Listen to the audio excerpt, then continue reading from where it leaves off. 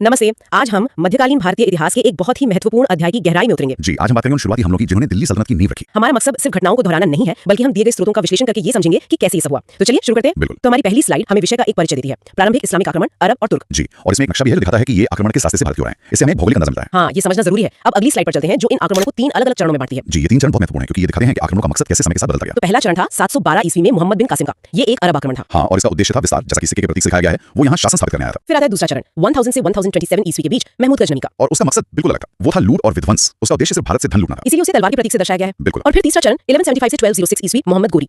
इसका लक्ष्य था एक स्थायी साम्राज्य की स्थापना। जी, जैसा कि नींव के पत्थर के प्रतीक से स्पष्ट है। तो ये जो बदलाव है, विस्तार से लूट और फिर लूट से स्थायी साम्राज्य तक, यही पूरी कहानी की बुनियाद है। तो चलिए पहले चरण को थोड़ा और विस्तार से देखते हैं। अरब आक्रमण 712 ईस्वी। आक्रमणकारी था मोहम्मद बिन कासिम, जिसे भारत पर पहला सफल इस्लामिक आक्रमणकारी माना जाता है। और उस समय सिंध पर किसका शासन था? उस समय सिंध पर राजा दाहिर का शासन था, जो एक ब्राह्मण वंश के थे। सिंध के युद्ध में उनकी हार हुई और वो मारे गए। लेकिन एक दिलचस्प एनसीईआरटी तथ्य यहाँ ये है कि अरबों का शासन सिर्फ सिंध तक ही सीमित रहा। वो भारत में और अंदर तक विस्तार नहीं कर पाए, जिसकी एक बड़ी वजह समय के शक्तिशाली राजपूत राजा थे। अच्छा, तो अब कासिम की नीतियों पर आते हैं। उसने प्रशासन कैसे चलाया? उसने कुछ बहुत ही रणनीतिक कदम उठाए। राजस्व के लिए उसने भारत में पहली बार जजिया कर लागू किया। ये वही कर है जो गैर मुस्लिमों से लिया जाता है ना? जी बिल्कुल, लेकिन प्रशासन में उसने ज्यादा दखल नहीं दिया। उसने स्थानीय प्रशासन, खासतौर पर ब्राह्मणों को उनके ऊंचे पदों पर बनाए रखा। और धार्मिक नीति कैसी थी? उसकी धार्मिक नीति भी कह सकते हैं कि थोड़ी उदार थी। उसने मंदिरों को पूरी तरह नष्ट नहीं किया। तो इन सबसे क्या निष्कर्ष निकलता है? निष्कर्ष यह है कि ये एक स्थायी राजनीतिक विस्तार का कोई बहुत बड़ा प्रयास नहीं था, बल्कि शासन स्थापित करने की एक शुरुआती कोशिश थी। ठीक है, तो अब कहानी में लगभग 300 साल आगे बढ़ते हैं और दूसरे चरण पर आते हैं, तुर्क आक्रमण और महमूद गजनवी। जी, महमूद गजनवी, वो गजनी जो आज के अफगानिस्तान में है, वहां का शासक था। और उसे भारत पर आक्रमण करने वाला पहला तुर्क शासक माना जाता है। हाँ, और उसने एक दो नहीं बल्कि भारत पर कुल 17 बार आक्रमण किए। 17 बार? और उसका मकसद? उसका सिर्फ एक ही मकसद था, भारत की संपत्ति को लूटना, साम्राज्य का विस्तार करना बिल्कुल नहीं। और उसके आक्रमणों में सबसे कुख्यात हमला सोमनाथ मंदिर पर हुआ था। जी, 1025 ईस्वी में। ये उसका 16वां आक्रमण था। ये मंदिर गुजरात के काठियावाड़ में है। उस समय गुजरात का शासक कौन था? उस समय वहाँ सोलंकी वंश के भीम प्रथम का शासन था।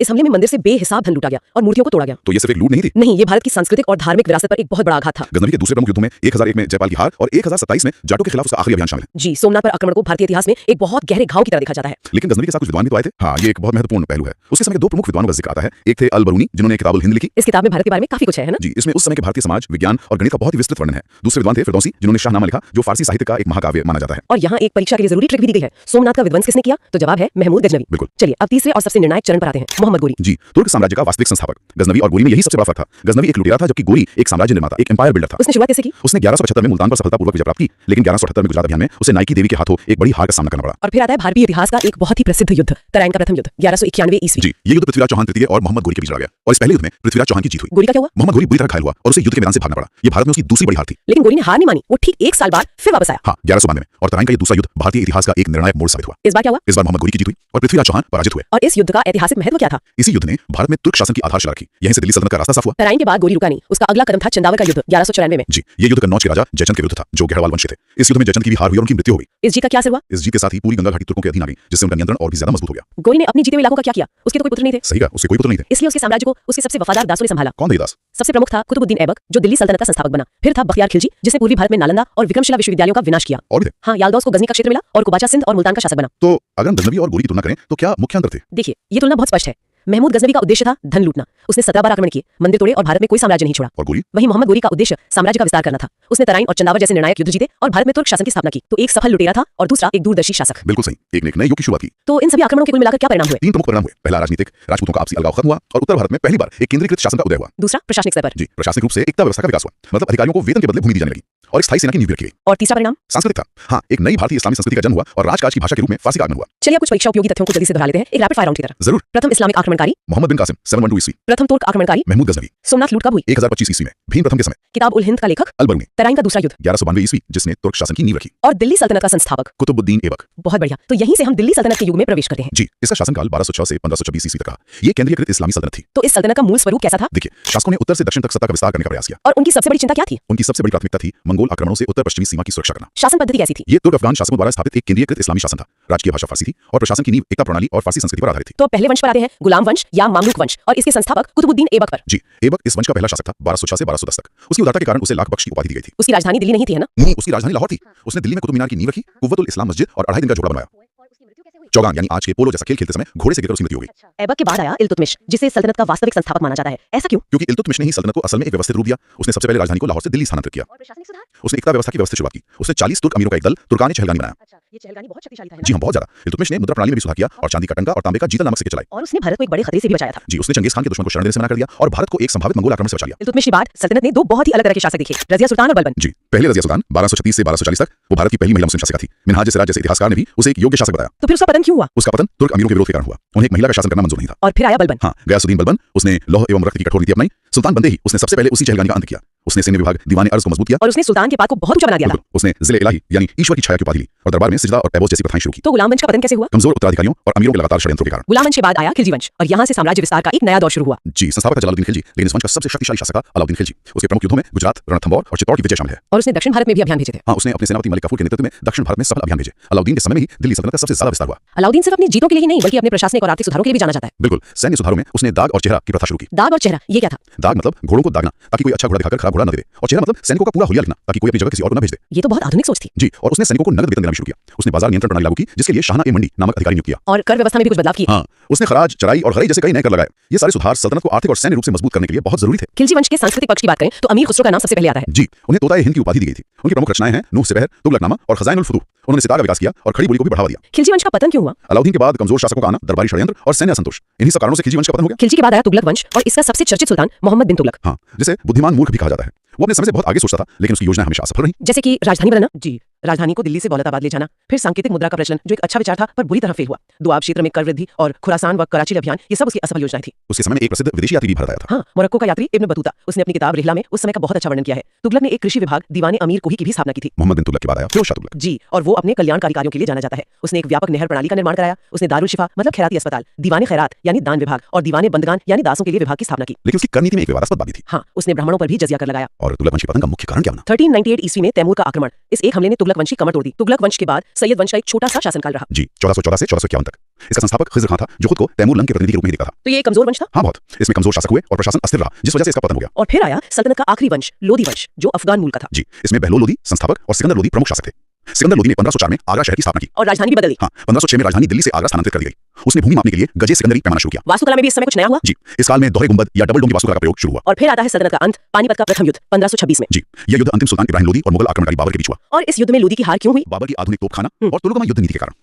इस युद्ध से दिल्ली सल्तनत का समापन हुआ और भारत में मुगल साम्राज्य की नींव पड़ी। और एक खास बात ये भी है कि इब्राहिम लोधी युद्ध क्षेत्र में मारा जाने वाला दिल्ली सल्तनत का एकमात्र सुल्तान था। बिल्कुल। तो अगर हम सल्तनत के पतन के मुख्य कारणों को देखें तो क्या कहेंगे? कई कारण थे। पहला, अयोग्य और कमजोर उत्तराधिकारी। दूसरा, अमीरों की गुटबाजी और लगातार होते षड्यंत्र। सैन्य कारण भी थे। हाँ, एक मजबूत स्थायी सेना का अभाव और सैन्य असंतोष, और सबसे बढ़कर बाबर का तोपखाना और उसका कुशल सैन्य नेतृत्व। और शासन व्यवस्था में भी कमी थी। जी, उत्तराधिकार का कोई स्पष्ट नियम नहीं था जो सबसे बड़ी कमजोरी साबित हुई। अंत में कुछ महत्वपूर्ण शब्दावली को समझते हैं। एकता का क्या मतलब था? भूमि अनुदान या राजस्व प्रणाली, चहलगानी, 40 तुर्क सरदारों का दल, सिजदा और पाइबोस, राज दरबार में झुकने और पैर चूमने की प्रथा जिसे बलबन ने शुरू किया, जजिया, गैर मुस्लिमों पर लगाए जाने वाला कर, दारुल शिफा, खैराती अस्पताल जिसे फिरोज तुगलक ने स्थापित किया, और शाहना ए मंडी, बाजार अधीक्षक जिसकी नियुक्ति अलाउद्दीन ने की थी। तो ये थी प्रारंभिक इस्लामिक आक्रमणों से लेकर दिल्ली सल्तनत के पतन तक की कहानी। हमने देखा कि कैसे आक्रमणों का उद्देश्य समय के साथ बदला और कैसे विभिन्न रहे हैं जो हमें ले जाएगा मध्यकालीन दक्षिण भारत में, जहां दो महाशक्तियां थीं, विजयनगर और बहमनी। ये सिर्फ दो साम्राज्य नहीं थे बल्कि एक तरह से दो अलग अलग दुनियाएं थीं जो लगभग 200 सालों तक एक दूसरे से टकराती रहीं। बिल्कुल, और सहयोग भी करती रहीं। और इस पूरी प्रक्रिया में उन्होंने दक्षिण भारत की जो शक्ल है वो हमेशा के लिए बदली। सही है। ये कहानी सिर्फ राजा और रानियों की नहीं है, ये संस्कृति, कला और एक ऐसी विरासत की है जो आज भी हम्पी के खंडरों में और बीजापुर के गोल गुंबद में जिंदा है। तो चलिए हमारे पास जो स्रोत हैं उनके आधार पर इस कहानी की शुरुआत करते हैं विजयनगर साम्राज्य से। जी। तो विजयनगर साम्राज्य इसकी स्थापना हुई 1336 में हरिहर और बुक्का नाम के दो भाइयों ने की थी। लेकिन ये सिर्फ एक राजनीतिक घटना तो नहीं थी, है ना? नहीं। मतलब इसके पीछे एक बड़ा मकसद था। उस वक्त दक्षिण भारत में ऐसा क्या माहौल था कि एक नए साम्राज्य की जरूरत पड़ी? ये बहुत अच्छा सवाल है। देखिए, उस समय दिल्ली सल्तनत का जो प्रभाव था वो दक्षिण की ओर बढ़ रहा था। कई पुराने हिंदू राज्य या तो खत्म हो गए थे या बहुत कमजोर पड़ गए थे। तो एक तरह का राजनीतिक और सांस्कृतिक वैक्यूम, एक शून्य सा पैदा हो गया था। अच्छा। हरिहर और बुक्का जो पहले काकतीय और फिर होयसल साम्राज्यों में अधिकारी थे, उन्होंने इस शून्य को भरने का मौका देखा। और उन्हें संत विद्यारण्य से प्रेरणा भी मिली थी। जी, आध्यात्मिक प्रेरणा। तो ये साम्राज्य सिर्फ जमीन जीतने के लिए नहीं बना था, बल्कि एक पहचान, एक धर्म और एक संस्कृति को बचाने के मिशन पर बना था। और इसकी राजधानी तुंगभद्रा नदी के किनारे हम्पी में बसाई गई। बिल्कुल, जिसे हस्तिनावती भी कहा जाता था। मतलब ये एक तरह का कल्चरल रेजिस्टेंस मूवमेंट था जिसने एक साम्राज्य का रूप ले लिया। हाँ, आप ऐसा कह सकती हैं। और ये साम्राज्य काफी लंबा चला। इस पर 4 अलग अलग वंशों ने राज किया, संगम, सलुवा, तुलुवा और फिर अरविडू। जी, क्रम से। लेकिन जब भी विजयनगर का जिक्र होता है एक ही नाम सबसे पहले आता है, कृष्णदेव राय। ऐसा क्या खास था उनके शासन में कि 500 साल बाद भी उन्हें सबसे महान माना जाता है?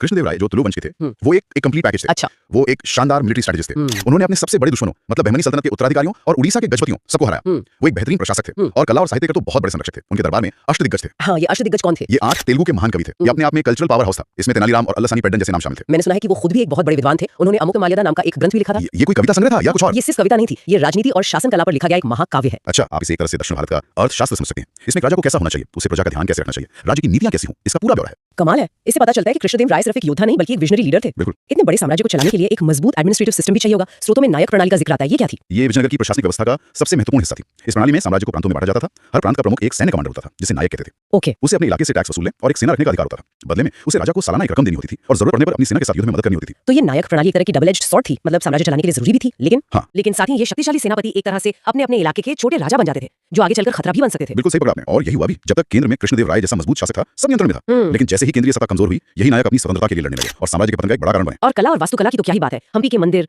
जैसे विठल स्वामी मंदिर और वहाँ का पत्थर का रथ आज भी देखने वालों को हैरान कर देते हैं। सही कहा, वो सिर्फ पूजा की जगह नहीं थी, वो साम्राज्य की शक्ति और उसकी समृद्धि का प्रतीक थी। और इस समृद्धि ने दुनिया भर के यात्रियों को अपनी ओर खींचा होगा। बिल्कुल, पुर्तगाल से आए डोमिंगो पायस और नूनिस जैसे यात्रियों ने विजयनगर के बारे में जो लिखा है वो हैरान करने वाला है। उन्होंने लिखा कि बाजार कीमती पत्थरों, रेशम और मसालों से भरे रहते थे। अच्छा। और राजा के पास सोने चांदी का अथाह भंडार था। उनके लेख हमें बताते हैं कि विजयनगर उस समय दुनिया के सबसे अमीर शहरों में से एक था। लेकिन फिर इस सुनहरे दौर का अंत कैसे हुआ? क्या हुआ जो इतना शक्तिशाली साम्राज्य अचानक बिखर गया? इसका अंत एक बहुत बड़ी लड़ाई से हुआ। 1565 में हुई तालीकोटा की लड़ाई। तालीकोटा? जी, इसे राक्षसी तंगड़ी का युद्ध भी कहते हैं। ये विजयनगर के इतिहास का टर्निंग पॉइंट था। हाँ। इस लड़ाई में दक्कन की सभी सल्तनतों ने एक होकर विजयनगर पर हमला कर दिया। एक मिनट, मतलब सारे दुश्मन एक साथ आ गए? हाँ, बीजापुर, गोलकुंडा, अहमदनगर और बीदर, इन चारों की संयुक्त सेनाओं ने विजयनगर की सेना को बुरी तरह हराया। और इस हार के बाद राजधानी हम्पी को कई महीनों तक लूटा गया। उसे ऐसा उजाड़ा गया कि वो फिर कभी अपने पुराने वैभव को हासिल नहीं कर सकी। तो विजयनगर के पतन का कारण बना तालीकोटा का युद्ध। और ये युद्ध लड़ा था दक्कन की सल्तनतों ने मिलकर। लेकिन सवाल यह है कि ये शक्तिशाली सल्तनतें आई कहां से? इनकी कहानी समझने के लिए हमें विजयनगर के सबसे बड़े दुश्मन बहमनी साम्राज्य की कहानी में उतरना होगा। एकदम सही, बहमनी साम्राज्य की कहानी विजयनगर के साथ साथ ही चलती है। इसकी स्थापना हुई 1347 में, यानी विजयनगर की स्थापना के सिर्फ 11 साल बाद। बिल्कुल। इसका संस्थापक था अलाउद्दीन बहमन शाह, जिसका असली नाम हसन गंगू था।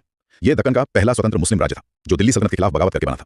तो ये दोनों साम्राज्य लगभग एक ही समय पर जन्मे और एक दूसरे के पड़ोसी थे। और जैसा कि अक्सर पड़ोसियों के साथ होता है, इनके बीच रिश्ते अच्छे नहीं थे। इनके झगड़े की मुख्य वजह क्या थी? इनके झगड़े की सबसे बड़ी वजह थी रायचूर दोआब। ये कृष्णा और तुंगभद्रा नदियों के बीच का बेहद उपजाऊ इलाका था। अच्छा। इस पर जिसका कब्जा होता उसके पास पैसे और ताकत की कोई कमी नहीं रहती। ये आर्थिक और सामरिक दोनों ही तरह से बहुत महत्वपूर्ण था। तो ये रायचूर दोआब उस जमाने का क्या कहें इकोनॉमिक पावर हाउस था। एकदम सही शब्द है। ये सिर्फ खेती की जमीन नहीं थी, ये इकोनॉमिक इंजन था। इस पर कब्जे का मतलब था पूरे दक्षिण भारत की तिजोरी पर कब्जा। और इसी के लिए इन दोनों साम्राज्यों के बीच करीब 200 सालों तक युद्ध चलते रहे हैं। बहमनी साम्राज्य में भी तो कुछ काबिल शासक हुए होंगे जिन्होंने इसे इतनी मजबूती दी। बिल्कुल, ताजुद्दीन फिरोज शाह एक बहुत ही विद्वान शासक था। वो कई भाषाएं जानता था और उसने खगोल विज्ञान को बढ़ावा देने के लिए दौलताबाद में एक ऑब्जर्वेटरी भी बनवाई थी। ये दिलचस्प है। एक और शासक था अहमद शाह वली, जिसे वली या संत भी कहा जाता था। उसका सबसे बड़ा काम था राजधानी को गुलबर्गा से बीदर ले जाना। अच्छा, राजधानी बदली गई। जी, और बीदर को उसने कला, संस्कृति और सूफीवाद का एक बड़ा केंद्र बना दिया। सूफी संत ख्वाजा बंदा नवाज को भी उन्होंने संरक्षण दिया। लेकिन फिर विजयनगर की तरह बहमनी साम्राज्य भी आखिर में बिखर गया। एक इतना बड़ा साम्राज्य ताश के पत्तों की तरह बिखरकर 5 हिस्सों में कैसे बढ़ गया? ये अचानक हुआ? नहीं, ये अचानक नहीं हुआ। इसकी नींव भी आप कह सकती हैं विजयनगर की न्याय प्रणाली जैसी ही एक व्यवस्था में थी। अच्छा, कैसे? बहमनी साम्राज्य को प्रशासन के लिए 4 और बाद में 8 प्रांतों में बांटा गया था, जिन्हें तरफ कहते थे। इनके गवर्नर यानी तरफदार बहुत शक्तिशाली हो गए थे। तो वही कहानी फिर से दोहराई गई। जी, जब केंद्रीय सत्ता कमजोर हुई तो इन शक्तिशाली गवर्नरों ने अपनी स्वतंत्रता घोषित कर दी और बहमनी साम्राज्य टूटकर 5 सल्तनतों में बढ़ गया। और यही वो 5 सल्तनतें थीं जिन्होंने मिलकर बाद में विजयनगर को हराया था। जी हाँ, उनमें से 4 ने। ये 5 सल्तनतें थीं बीजापुर की आदिल शाही, गोलकुंडा की कुतुब शाही, अहमदनगर की निजाम शाही, बरा की इमाद शाही और बीदर की बरीद शाही सल्तनत। इन सब सल्तनतों की अपनी अलग पहचान भी बनी होगी। बिल्कुल, ये सिर्फ पॉलिटिकल स्पिन-ऑफ्स नहीं थी, सबकी अपनी एक अलग पहचान बनी। जैसे कि कुछ उदाहरण दे सकते हैं? जरूर, जैसे गोलकुंडा अपने हीरों के व्यापार के लिए दुनिया भर में मशहूर हो गया। अच्छा, कोहिनूर हीरा भी वहीं से निकला था। जी, वहीं की खदान से। आज का जो हैदराबाद शहर है और उसकी पहचान चारमीनार, वो गोलकुंडा के ही सुल्तान मोहम्मद कुली कुतुब शाह ने बसाई थी। और बीजापुर का गोल गुंबज, वो तो आर्किटेक्चर का एक अजूबा माना जाता है। बेशक, वो मोहम्मद आदिल शाह का मकबरा है और उसका जो गुंबद है वो दुनिया के सबसे बड़े गुंबदों में से एक है। लेकिन उसकी असली खासियत है उसकी विस्परिंग गैलरी। हाँ, मैंने उसके बारे में सुना है। कहते हैं कि वहां अगर आप एक कोने में माचिस की तीली भी जलाएं तो उसकी आवाज 37 मीटर दूर दूसरे कोने में साफ सुनाई देती है। कमाल है। ये 17वीं सदी की अकूस्टिक इंजीनियरिंग है। जी। तो ये सल्तनतें भले ही आपस में लड़ती रहती थी, लेकिन इन्होंने कला, वास्तुकला और संस्कृति का एक नया दौर शुरू किया। तो अगर हम इस पूरे दौर का सार निकालें, विजयनगर और बहमनी और फिर इन 5 सल्तनतों का, तो इनकी सबसे बड़ी देन या लेगेसी क्या थी? इनकी सबसे बड़ी देन थी एक मिलीजुली संस्कृति का विकास, जिसे हम दक्कनी या इंडो इस्लामिक संस्कृति कहते हैं। यहाँ की वास्तुकला में आपको ईरानी और भारतीय शैलियों का मेल दिखेगा। यहाँ की भाषा उर्दू का एक शुरुआती रूप जिसे दक्कनी कहते थे वो यहीं पनपी। इन साम्राज्यों ने दक्षिण भारत की राजनीति, समाज और कला को एक ऐसी शक्ल दी जिसका असर आज भी दिखाई देता है। और इन्होंने मुगलों के दक्षिण में विस्तार का रास्ता भी तैयार किया। बिल्कुल। तो ये सिर्फ 2 साम्राज्यों के टकराव की कहानी नहीं, बल्कि एक नई संस्कृति के जन्म की कहानी भी है। बहुत ही दिलचस्प। बिल्कुल। तो संक्षेप में विजयनगर और बहमनी 2 समानांतर शक्तियां थीं, जिनका उदय, विकास और पतन लगभग एक ही समय पर हुआ। एक ने हिंदू संस्कृति को संरक्षण दिया तो दूसरे ने दक्कन में इस्लामी शासन की नींव रखी। लेकिन दोनों के टकराव और मेलजोल ने मिलकर दक्षिण भारत को वो रूप दिया जिसे हम आज जानते हैं। आज हमने विजयनगर और बहमनी साम्राज्यों के उतार चढ़ाव और उनकी विरासत पर काफी गहराई से बात की। ये वाकई एक ऐसा दौर था जिसने भारतीय इतिहास की दिशा तय की। और इस चर्चा को समाप्त करते हुए श्रोताओं के लिए एक सवाल छोड़ जाते हैं। हाँ। इस पर विचार करें कि यदि 1565 में हुए तालीकोटा के युद्ध का परिणाम भिन्न होता और विजयनगर साम्राज्य की जीत हुई होती तो आज दक्षिण भारत का सांस्कृतिक और राजनीतिक परिदृश्य कैसा होता? ये सोचने वाली बात है। आज हम इतिहास के एक ऐसे दौर की गहराई में उतर रहे हैं जो सल्तनतों और साम्राज्यों के बनने बिगड़ने की कहानी है। हम बात करेंगे मुगल साम्राज्य की, लेकिन एक ट्विस्ट के साथ। बिल्कुल। ये कहानी सिर्फ बाबर, अकबर या शाहजहां की नहीं है। ये कहानी उस शख्स की भी है जो बीच में एक तूफान गिरा आया, सब कुछ बदल दिया और चला गया, शेर शाह सूरी। और यही बात इस दौर को इतना दिलचस्प बनाती है। ये एक सीधी लाइन में चलने वाला इतिहास नहीं है, है ना? नहीं, बिल्कुल नहीं। इसमें एक रुकावट है, एक इंटरप्शन है, जिसने असल में मुगल साम्राज्य को कैसे और भी मजबूत बना दिया। हाँ। आज हम यही समझने की कोशिश करेंगे कि कैसे एक दुश्मन की बनाई नींव पर एक शानदार साम्राज्य की इमारत खड़ी हुई। क्या बात है। तो चलिए शुरू करते हैं मुगल साम्राज्य के एक बड़े नजरिए से। इसका दौर 1526 से 1857 तक चला। काफी लंबा दौर था। हाँ, और इस दौरान भारत की राजनीति, प्रशासन और कला संस्कृति मतलब पूरी तरह बदल गई। कुछ बड़ी तारीखें अगर हम याद करें तो 1526 में बाबर का आना, 1556 में अकबर का राजतिलक, 1632 के आसपास ताजमहल का बनना, 1707 में औरंगजेब की मौत और फिर 1857 में इस लंबे सफर का अंत। हाँ, तो कहानी शुरू होती है संस्थापक ज़हीरुद्दीन मोहम्मद बाबर से 1526 से 1530 तक। सिर्फ 4 साल। हाँ, सिर्फ 4 साल का शासन। उन्होंने दिल्ली सल्तनत के आखिरी सुल्तान इब्राहिम लोधी को पानीपत की पहली लड़ाई में हराकर भारत में मुगल वंशी नींव रखी। लेकिन यहाँ ये समझना जरूरी है कि बाबर की जीत सिर्फ एक लड़ाई की जीत नहीं थी। मतलब ये उस समय की सैन्य रणनीति में एक बहुत बड़ा बदलाव था। बाबर अपने साथ तोपें और एक बहुत ही कुशल घुड़सवार सेना लेकर आए थे। अच्छा। जो उस समय भारतीय सेनाओं के लिए बिल्कुल नई बात थी। और भारत आते ही उन्हें एक के बाद एक कई लड़ाइयां लड़नी पड़ी। ऐसा लगता है कि उन्हें सांस लेने की फुर्सत नहीं मिली। बिल्कुल। 1526 में पानीपत की लड़ाई, 1527 में मेवाड़ के राणा सांगा के साथ खानवा का युद्ध, एक और बड़ा युद्ध। हाँ, 1528 में मेदिनी राय के खिलाफ चंदेरी का युद्ध और 1529 में अफगानों के खिलाफ घाघरा का युद्ध। मतलब 4 साल में 4 बड़े और निर्णायक युद्ध। सही कहा। उन्होंने अपनी सत्ता को लगातार चुनौती देने वाली हर बड़ी ताकत को एक एक करके हराया। ये दिखाता है कि वो सिर्फ एक हमलावर नहीं थे, बल्कि एक साम्राज्य बनाने के इरादे से आए थे और लड़ाई के मैदान से बाहर वो एक कमाल के लेखक भी थे। हाँ, उनकी आत्मकथा तुसु के बाबरी या बाबरनामा, जो उन्होंने तुर्की भाषा में लिखी, उस दौर को समझने के लिए एक बेहतरीन किताब है। बाबर के बाद उनके बेटे हुमायूं गद्दी पर बैठे, लेकिन उनकी कहानी बड़ी उतार चढ़ाव वाली है। बहुत ज्यादा। उनका शासन 2 हिस्सों में बटा है, 1530 से 1540 और फिर एक लंबे गैप के बाद 1555 से 1556 तक। उनका पूरा जीवन संघर्ष में ही बीता। बिल्कुल। बाबर ने एक साम्राज्य बनाया और हुमायूं ने उसे लगभग गंवा ही दिया था, छोड़ने पर मजबूर कर दिया। शेरशाह सूरी, चौसा और कन्नौज की लड़ाइयों में हारने के बाद हुमायूं को 15 साल के लिए देश से बाहर रहना पड़ा। लेकिन उन्होंने हार नहीं मानी। 1555 में सरहिंद की लड़ाई जीतकर उन्होंने दिल्ली की गद्दी वापस हासिल कर ली। उन्होंने दिल्ली में दीन पनाह नाम का एक शहर भी बसाया था। हाँ, और हुमायूं की कहानी को समझने के लिए सबसे अच्छी किताब उनकी बहन गुलबदन बेगम की लिखी हुई हुमायूं नामा है। तो अब आते हैं उस शख्स पर जिसने मुगलों को 15 साल तक भारत से बाहर रखा, शेरशाह सूरी। उनका शासन सिर्फ 5 साल का था, 1540 से 1545 तक। हाँ, लेकिन इन 5 सालों में उन्होंने जो काम किया उसकी वजह से उन्हें मध्यकालीन भारत का सबसे बेहतरीन प्रशासक या एडमिनिस्ट्रेटर माना जाता है। और ये बात मुझे सबसे दिलचस्प लगती है, एक अफगान शासक जिसका असली नाम फरीद खान था। अच्छा, फरीद खान। हाँ, बिहार के एक शासक के यहाँ काम करते हुए उन्होंने एक शेर को मार दिया था, तब उन्हें शेर खां की उपाधि मिली थी। वो एक मामूली जागीरदार के बेटे से हिंदुस्तान के शहंशाह बने। उनकी कहानी एक असली अंडरडॉग की कहानी है। तो सवाल यह है कि उन्होंने सिर्फ 5 साल में ऐसा क्या कर दिया जिसे आज भी याद किया जाता है। शुरुआत करते हैं उनके केंद्रीय प्रशासन से। ठीक है। उन्होंने शासन को अलग-अलग विभागों में बांट दिया था, जैसे दीवान वजारत, जो राजस्व या फाइनेंस देखता था, दीवान आरिज यानी सेना, दीवान रसालत विदेश मामले, और दीवान इंशा शाही खत किताबत, और दीवान कज़ा न्याय विभाग। ये सुनने में शायद आज आम लगे, लेकिन उस जमाने के हिसाब से ये क्रांतिकारी कदम था। बिल्कुल, ये आज के कैबिनेट सिस्टम जैसा ही है, जहां हर मंत्रालय का एक खास काम होता है। 500 साल पहले इस तरह की संगठित व्यवस्था बनाना अपने आप में एक बहुत बड़ी बात थी। इसने शासन को व्यक्ति आधारित से व्यवस्था आधारित बना दिया। सही कहा, मतलब राजा कोई भी हो, सिस्टम चलता रहे। और उनके 3 बड़े सीधे साधे नियम थे। सारी ताकत सुल्तान के हाथ में, भ्रष्टाचार के लिए जीरो टॉलरेंस, जो बहुत जरूरी था, और सिस्टम को चलाने के लिए कड़ा अनुशासन। अब बात करते हैं उनके सबसे बड़े सुधार की, राजस्व और कृषि। उन्होंने गले शेरशाही नाम से जमीन मापने का एक स्टैंडर्ड पैमाना बनाया। और यहीं पर उन्होंने किसानों के लिए बहुत बड़ा काम किया। उन्होंने पट्टा और कबूलियत की व्यवस्था शुरू की। ये क्या था, इसे थोड़ा समझाइए। इसे आज के प्रॉपर्टी एग्रीमेंट की तरह समझिए। पट्टा सरकार की तरफ से दिया गया एक टाइटल डीड था, जिसमें लिखा होता था कि ये जमीन आपकी है और आपको इस पर कितना टैक्स देना है। अच्छा। और कबूलियत किसान का साइन किया हुआ एग्रीमेंट था कि हाँ, मैं ये टैक्स चुकाऊंगा। वाह, मतलब ऐसे पहली बार किसानों को अपनी जमीन पर कानूनी हक दिया और सरकार और किसान के बीच के रिश्ते को पारदर्शी बनाया। बिल्कुल, इससे बिचौलिए खत्म हो गए और किसानों को ये भरोसा मिला कि उनसे तय से ज्यादा टैक्स नहीं वसूला जाएगा। इसी ने आगे चलकर रैयतवाड़ी सिस्टम की नींव रखी। उनके आर्थिक सुधारों की एक और मिसाल है मुद्रा यानी करेंसी। हाँ, ये भी बहुत महत्वपूर्ण है। शेरशाह को आधुनिक रुपए का जनक कहा जाता है। उन्होंने 178 ग्रेन का चांदी का सिक्का चलाया, जिसे रुपया नाम दिया। और वो इतना स्टैंडर्ड और शुद्ध था कि यही आगे चलकर ब्रिटिश और आज के भारतीय रुपए का आधार बना। ये तो कमाल की बात है। और ये बात मुझे हैरान करती है, शेरशाह ने जो रुपया चलाया वो किसी न किसी रूप में आज तक हमारे सिस्टम का हिस्सा है। सही बात है। 500 साल बाद भी हम उसी विरासत को अपनी जेब में लेकर घूम रहे हैं। ये उनके सुधारों के टिकाऊपन का सबसे बड़ा सबूत है। अब आते हैं इंफ्रास्ट्रक्चर पर। उनका सबसे बड़ा काम था सड़क ए आजम, जिसे आज हम ग्रैंड ट्रंक रोड या जीटी रोड के नाम से जानते हैं। हाँ, ये बंगाल के सोनारगांव से लेकर काबुल तक जाती थी। ये सिर्फ एक सड़क नहीं थी, नहीं, ये साम्राज्य की धमनियों की तरह थी, जिससे व्यापार, सेना और डाक सब कुछ तेजी से चल सके। और इस सड़क को कामयाब बनाया एक और शानदार आइडिया ने, सराय। हाँ, सराय। हर कुछ किलोमीटर पर उन्होंने यात्रियों और व्यापारियों के लिए सराय या मोटेल बनवाए। लेकिन ये सराय सिर्फ रुकने की जगह नहीं थे। तो फिर क्या थे? ये अपने आप में एक पूरा इकोसिस्टम थे। मतलब ये कि हर सराय एक डाक चौकी भी थी, जहां से घुड़सवार डाकिया तेजी से खबरें पहुंचाते थे। अच्छा। यहीं से उनका खुफिया तंत्र भी काम करता था और इन सरायों की वजह से सड़क पर हमेशा चहल पहल रहती थी, जिससे अपराध कम हो गए। तो एक ही चीज से उन्होंने ट्रांसपोर्ट, कम्युनिकेशन, इंटेलिजेंस और सिक्योरिटी चारों समस्याओं को हल कर दिया। बिल्कुल, कमाल है। और सेना में भी उन्होंने बड़े सुधार किए। हाँ। सैनिकों को जागीर की जगह नकद वेतन देना शुरू किया। सेना सीधे सुल्तान के कंट्रोल में होती थी। और भ्रष्टाचार रोकने के लिए अलाउद्दीन खिलजी की दाग और चेहरा प्रथा को दोबारा सख्ती से लागू किया। दाग यानी घोड़ों पर निशान लगाना, और चेहरा मतलब सैनिकों का पूरा रिकॉर्ड रखना। उनकी न्याय व्यवस्था के बारे में तो कहानियां मशहूर हैं। हाँ, कहा जाता है कि न्याय के लिए शेरशाह अपने बेटे को भी सजा दे सकता था। और सुरक्षा का आलम ये था कि कोई बूढ़ी औरत भी सोने से भरी टोकरी से भरकर रात में सफर कर सकती थी, उसे किसी चोट का डर नहीं था। ये दिखाता है कि उन्होंने कानून का राज स्थापित कर दिया था। उनकी कला और धार्मिक नीति के बारे में क्या कहेंगे? स्थापत्य कला का सबसे बेहतरीन नमूना बिहार के सासाराम में उनका अपना मकबरा है। हाँ, मैंने तस्वीरें देखी हैं, बहुत खूबसूरत है। एक झील के बीच बना ये अष्टकोणीय मकबरा भारतीय और इस्लामी वास्तुकला का शानदार मेल है। और जहां तक धर्म की बात है, वो खुद एक पक्के सुन्नी मुसलमान थे, लेकिन उनका प्रशासन काफी हद तक धर्मनिरपेक्ष था। अच्छा। उन्होंने ब्रह्मजीत कौर जैसे कई हिंदुओं को ऊंचे पदों पर रखा और मंदिरों को भी दान दिया। तो फिर इतने काबिल शासक का अंत कैसे हुआ? 1545 में कालिंजर किले की घेराबंदी के दौरान उक्का नाम का एक रॉकेट जैसा हथियार चलाते हुए पास रखे बारूद में धमाका हो गया ओहो। और उसी में उनकी मौत हो गई। एक शानदार सफर का अचानक अंत। तो अगर शेरशाह इतने काबिल थे तो उनका सूर साम्राज्य ज्यादा क्यों नहीं चला? क्योंकि उनका पूरा सिस्टम एक मजबूत केंद्रीय शासक पर टिका था। उनके उत्तराधिकारी कह सकते हैं कि कमजोर निकले और साम्राज्य बिखर गया। शेरशाह की मौत के बाद जो राजनीतिक खालीपन पैदा हुआ, उसी का फायदा उठाकर हुमायूं ने 1555 में दिल्ली पर फिर से कब्जा कर लिया। और यहीं से असली कहानी शुरू होती है हुमायूं के बेटे अकबर की, बिल्कुल। जिसने न सिर्फ मुगल साम्राज्य को दोबारा स्थापित किया बल्कि शेरशाह की प्रशासनिक विरासत पर एक शानदार इमारत खड़ी की। और इसीलिए शेरशाह को अकबर का अग्रदूत या फोररनर ऑफ अकबर कहा जाता है। और ये अपने आप में एक बहुत बड़ी बात है ना? हाँ, सोचिए, एक दुश्मन की बनाई व्यवस्था को अपना लेना। अकबर ने ये नहीं देखा कि सिस्टम किसने बनाया, बल्कि ये देखा कि कितना कारगर है। ये दिखाता है कि एक अच्छा आइडिया किसी भी दुश्मनी या विचारधारा से बड़ा होता है। शेरशाह की असली जीत यही की क्योंकि नीतियां उनके साम्राज्य के खत्म होने के बाद भी जिंदा रही। तो अब आते हैं अकबर पर, जिनका दौर 1556 से 1605 तक रहा। इसे मुगल साम्राज्य के सुनहरे दौर की शुरुआत माना जाता है। हाँ, स्वर्ण युग का आरंभ। उन्होंने मनसबदारी प्रथा शुरू की। ये क्या थी? ये सेना और प्रशासन को एक साथ कंट्रोल करने का एक बहुत ही चालाक तरीका था। हर बड़े अधिकारी को एक मनसब दी यानी रैंक दी जाती थी। अच्छा। इसमें 2 हिस्से होते थे, जात और सवार। जात से अधिकारी का पद और उसकी सैलरी तय होती थी। और सवार से ये तय होता था कि उसे कितने घुड़सवार सैनिक आपकी कमान में रखने होंगे। तो एक ही रैंक से आपकी हैसियत और आपकी सैन्य जिम्मेदारी दोनों तय हो जाती थी। और उनके राजस्व मंत्री राजा टोडरमल ने 10 साला प्रणाली लागू की, जो शेरशाह के सिस्टम का ही एक सुधार रूप थी। हाँ, अकबर की धार्मिक नीति सुलह एक कुल यानी सबके साथ शांति पर आधारित थी। उनके दरबार में नवरत्न भी थे, जैसे बीरबल, तानसेन और टोडरमल। बिल्कुल, अकबर का दौर असल में एकीकरण का दौर था। उन्होंने अलग-अलग व्यवस्थाओं और संस्कृतियों को जोड़कर एक मजबूत साम्राज्य बनाया। फतेहपुर सीकरी जैसा पूरा शहर बसाना या आगरा का किला बनवाना, हाँ, ये सब उनके विशाल दृष्टिकोण को दिखाता है। अकबर के बाद उनके बेटे जहांगीर का दौर आया, जिन्हें कला और न्याय के लिए याद किया जाता है। 1605 से 1627 तक। उनकी न्याय की जंजीर का किस्सा बहुत मशहूर है। हाँ, कहा जाता है कि उन्होंने अपने महल से एक सोने की जंजीर लटवाई थी, जिसे कोई भी आम आदमी खींचकर सीधे बादशाह से न्याय की गुहार लगा सकता था। ये दिखाता है कि वो खुद को एक न्यायप्रिय राजा के रूप में पेश करना चाहते थे। उनके समय को चित्रकला का स्वर्णकाल भी कहा जाता है। जहांगीर के बाद आए शाहजहां 1627 से 1658 तक, जिन्हें आर्किटेक्ट किंग कहा जाता है। और क्यों ना कहा जाए, ताजमहल, दिल्ली का लाल किला, जामा मस्जिद, उनकी लिस्ट तो खत्म ही नहीं होती। शाहजहां का दौर मुगल वास्तुकला का शिखर था, इसमें कोई शक नहीं। लेकिन इन शानदार इमारतों की एक बहुत बड़ी कीमत थी। शाहजहां के निर्माण कार्यों ने शाही खजाने पर भारी बोझ डाला। तो ये वास्तुकला का स्वर्ण युग था, लेकिन ये एक बहुत महंगा स्वर्ण युग था।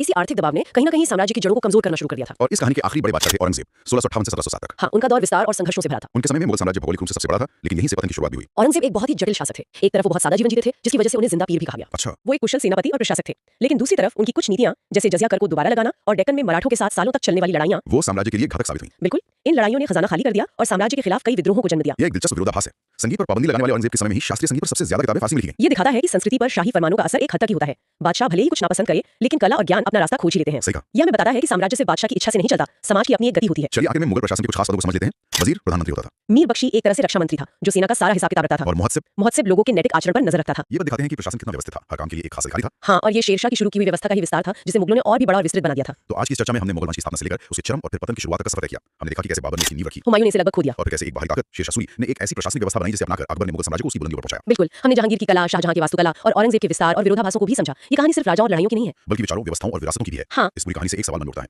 एक साम्राज्य बनाने के लिए क्या ज्यादा जरूरी है, तलवार की ताकत या एक अच्छी व्यवस्था बनाने की सोच? शायद यही इस चर्चा का सबसे बड़ा सवाल है। शेरशाह ने दिखाया कि एक अच्छी व्यवस्था सिर्फ 5 साल में एक साम्राज्य की किस्मत बदल सकती है, और मुगलों ने दिखाया कि उस व्यवस्था को अपनाकर उसे सदियों तक चलाया जा सकता है। ये हमें सोचने पर मजबूर करता है कि इतिहास में असली जीत किसकी होती है, एक विजेता की या उसके विचारों की। इस सवाल के साथ हम आज की चर्चा यहीं समाप्त करते हैं। उम्मीद है आपको ये जानकारी पसंद आई होगी। अगर हाँ तो इसे लाइक जरूर करें और हमारे चैनल को सब्सक्राइब करना न भूलें, ताकि आप ऐसी कोई भी दिलचस्प बातचीत मिस न करें। और अगर आपके मन में कोई सवाल या विचार है तो नीचे कमेंट्स में हमें जरूर बताएं। इस जानकारी को अपने उन दोस्तों के साथ भी शेयर करें जो इतिहास में दिलचस्पी रखते हैं या परीक्षाओं की तैयारी करते हैं। वो एक बहुत ही दिलचस्प दौर की कहानी बताते हैं ना। बिल्कुल, ये वो दौर था जब दिल्ली में आप कह सकते हैं मुगल सल्तनत की पकड़ ढीली पड़ रही थी। हाँ ढीली पड़ रही थी और भारत के अलग अलग कोनों में 3 बड़ी ताकतें मतलब अपनी किस्मत खुद लिखने की कोशिश कर रही थी। और ये सिर्फ राजाओं या लड़ाइयों की कहानी नहीं है। नहीं बिल्कुल नहीं, ये एक तरह से स्टेट बिल्डिंग के 3 अलग अलग प्रयोग थे। अच्छा। एक ने पहाड़ों और गुरिल्ला युद्ध को अपना हथियार बनाया, दूसरी ने धर्म और एकता को, और तीसरी ने किसानों और एक अभेद्य किले को अपना आधार बनाया। सही। तो आज हम इन्हीं 3 कहानियों की गहराई में उतरेंगे, मराठा, सिख और जाट। हम देखेंगे कि ये ताकतें कैसे बनी, इनकी खासियत क्या थी और क्यों इनका अंत लगभग एक जैसा हुआ। तो शुरू कहां से करें? चलिए शुरू करते हैं दक्कन की पहाड़ियों से मराठा साम्राज्य के साथ। और मराठा साम्राज्य का जिक्र छत्रपति शिवाजी महाराज के बिना तो हो ही नहीं सकता। बिल्कुल अधूरा है। 1674 में जब उन्होंने रायगढ़ के किले में अपना राज्याभिषेक करवाया तो वो सिर्फ एक रस्म नहीं थी, वो एक संदेश था। जी हाँ, वो मुगलों का एक सीधा संदेश था कि अब दक्कन में एक नई एक संप्रभु शक्ति का उदय हो चुका है। रायगढ़ सिर्फ राजधानी नहीं, इस नई सोच का केंद्र था। ये बात मुझे हमेशा बहुत दिलचस्प लगती है।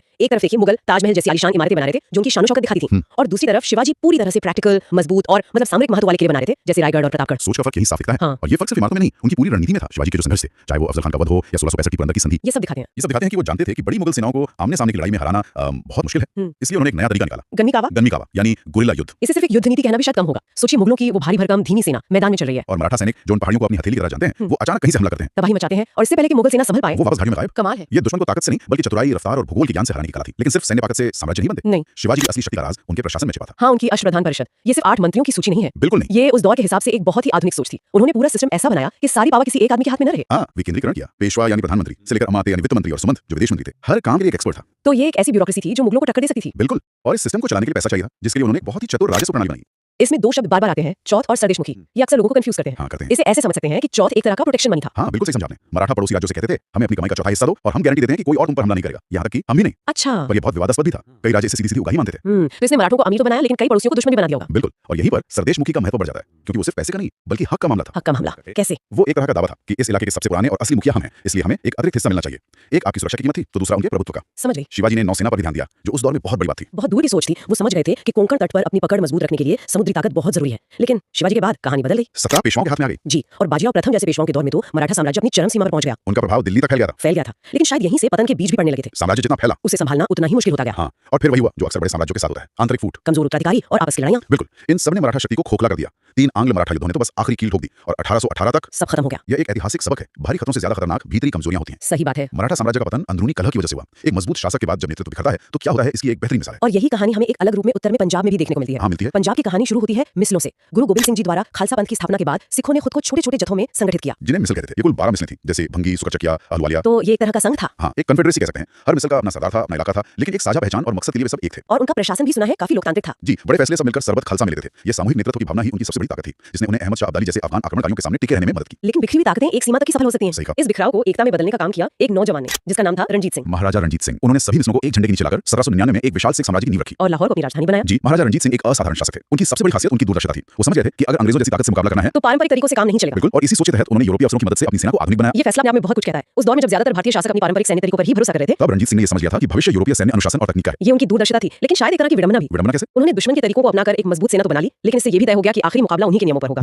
ये भी नजरिया है। इसके अलावा उनका शासन धार्मिक रूप से बहुत सहिष्णु था और उन्होंने स्वर्ण मंदिर पर सोने की परत चढ़वाकर उसे उसका वर्तमान स्वरूप दिया, जो आज आस्था और शक्ति का प्रतीक है। बिल्कुल। पर रणजीत सिंह के बाद सिख साम्राज्य भी उसी रास्ते पर चल पड़ा जिस पर मराठा साम्राज्य चला था। 1839 में उनकी मृत्यु के बाद कोई भी उनके जैसा योग्य शासक नहीं हुआ। दरबार साजिशों का अड्डा बन गया, जिससे साम्राज्य अंदर से कमजोर हो गया। और इसी आंतरिक कमजोरी का फायदा उठाया अंग्रेजों ने। हाँ, दो आंग्ल सिख युद्धों के बाद 1849 में पंजाब को भी ब्रिटिश भारत में मिला लिया गया। एक बार फिर एक मजबूत शासक के बाद नेतृत्व की कमी और आंतरिक फूट ने एक और शक्तिशाली भारतीय साम्राज्य का अंत कर दिया। सही। तो अब तक हमने दक्कन में सैन्य रणनीति पर बना एक साम्राज्य देखा और पंजाब में आस्था और एकता से बना एक साम्राज्य। हमारी तीसरी कहानी उस ताकत की है जो सीधी जमीन से जुड़ी थी, जाट राज्य की। जाटों की कहानी और भी अलग है। उनकी शक्ति का आधार कोई बड़ी सेना या प्रशासनिक व्यवस्था नहीं थी, बल्कि किसान समुदाय का समर्थन था। इसकी औपचारिक शुरुआत बदन सिंह ने की। जी, जिन्होंने भरतपुर को अपनी राजधानी बनाया। और भरतपुर का मतलब है लोहागढ़ का किला। वही किला जिसे अंग्रेज कभी जीत नहीं पाए। ये उनकी रक्षा प्रणाली और उनके अड़ियल स्वभाव का प्रतीक था। लेकिन जाट राज्य को उसकी असली पहचान मिली महाराजा सूरजमल से। उन्हें जाटों का प्लेटो या जाटों का अफलातून कहा जाता है। ये उपाधि उन्हें सिर्फ उनकी बहादुरी के लिए नहीं मिली, नहीं, बल्कि उनकी बुद्धिमानी, कूटनीति और प्रशासनिक समझ के लिए मिली थी। उन्होंने न सिर्फ आगरा और मथुरा जैसे बड़े शहरों पर कब्जा किया, बल्कि अपने राज्य को स्थिरता भी दी। पानीपत की तीसरी लड़ाई के दौरान उनकी भूमिका बहुत दिलचस्प है। हाँ, बहुत। उन्होंने मराठों को सलाह दी थी कि वे अपनी भारी तोपों और औरतों बच्चों को पीछे छोड़कर हल्की सेना के साथ लड़े, जैसा जाट करते थे। लेकिन मराठों ने उनकी सलाह नहीं मानी और नतीजा हम सब जानते हैं। ये दिखाता है कि सूरजमल सिर्फ एक योद्धा नहीं, बल्कि एक चतुर रणनीतिकार भी थे। बिल्कुल। उनकी शक्ति का राज ये था कि उन्होंने अपनी जड़ों यानी किसान समर्थन को कभी नहीं छोड़ा और अपनी सीमाओं को लोहागढ़ जैसी किलों से सुरक्षित रखा। लेकिन उनके बाद जाट राज्य भी धीरे-धीरे कमजोर पड़ता गया और आखिर में उसका प्रभाव भी सीमित हो गया। तो हमारे सामने तीन अलग-अलग मॉडल हैं। मराठा, एक गतिशील सैन्य राज्य जो दूसरों से वसूले गए करों पर चलता था। सिख,